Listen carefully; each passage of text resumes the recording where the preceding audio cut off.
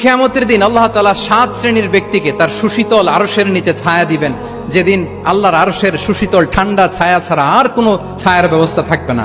ওই 7 শ্রেণীর ব্যক্তির মধ্যে এক ব্যক্তি হচ্ছে ওয়াশাবুন নাশাআ ফি ইবাদাতিল্লাহ,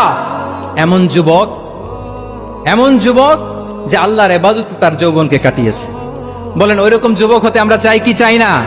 এমন লোককে বন্ধু বানাবেন যাকে দেখলেই আল্লাহর কথা স্মরণ হয়। কি বলেন? এরকম একটা ভালো পরিবেশ খুঁজে নেন, একটা দ্বীনি সার্কেল খুঁজে নেন। Never stop learning Islamic knowledge. যারা এই যে নলেজ শেয়ারিং সেশন করে, ইসলামিক হালাকা করে, কোরআনিক স্টাডি সার্কেল করে, এই সার্কেলগুলোর সাথে আমরা থাকবো ইনশাআল্লাহ। কি বলেন? সবাই থাকবেন তো? তা না হলে মুসলিম আইডেন্টিটি আমরা প্রোটেক্ট করতে পারবো না।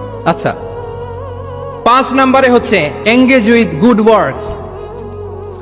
কল্যাণমূলক কাজের সাথে নিজেকে আমরা জড়িয়ে রাখবো। এই যে টাইমটা আপনার লাইফের সবচেয়ে ক্রিম টাইম আপনি পার করছেন, বেশিরভাগ শ্রোতাই তো এখানে তরুণ এবং যুবক, এই সময় আপনি আর পাবেন না, কখনো পাবেন না।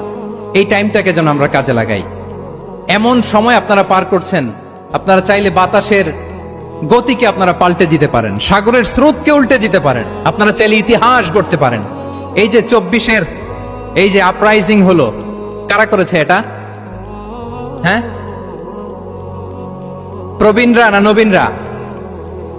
বলেন তো। এই যে আবু সাইদ বুক টান টান করে যে দাঁড়িয়েছে, সে কি বুড়া মানুষ ছিল না যুবক ছিল আপনাদের মতো? আল্লাহ রাসূল সাল্লাল্লাহু আলাইহি ওয়া আলিহি ওয়াসাল্লাম তিনি বলেন, ইগতানিম খামসান ক্বাবলা খামসিন। 5 জিনিস ফুরিয়ে যাওয়ার আগে 5 জিনিসকে গনিমত মনে করো, গুরুত্বপূর্ণ মনে করো। এর মধ্যে একটা হচ্ছে শাবাবাকা ক্বাবলা হারামিক। তোমার বার্ধক্য আসার আগে তোমার এই যৌবনকে, প্রৌঢ়ত্বের আগে এই যৌবনকে কাজে লাগাও।